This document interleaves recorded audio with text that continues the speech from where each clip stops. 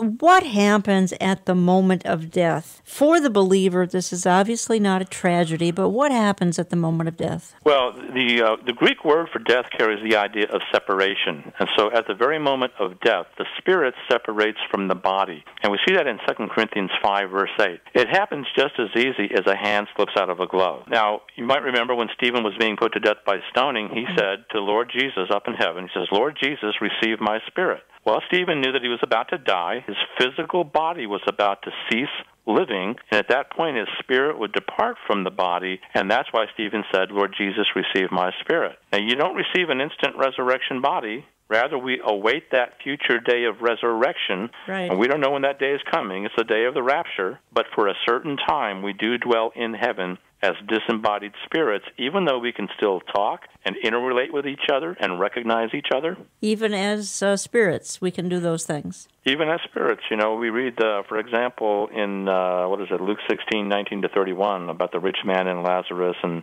they had died and passed on. They still recognized each other just perfectly, no problems recognizing each other, and I think the same thing will be true with us. We read in 1 Thessalonians 4:13-17 that the greatest part of the future lies when we get that resurrection body, and we will have that eternal reunion. Paul talks about the tent in 2 Corinthians chapter 5. Our body is like a tent that can get knocked down. But one day, we're going to get a resurrection body. I like to call it a body upgrade, and it's going to be like a building. Just think about that distinction between a tent and a building. Your resurrection body is going to be phenomenal.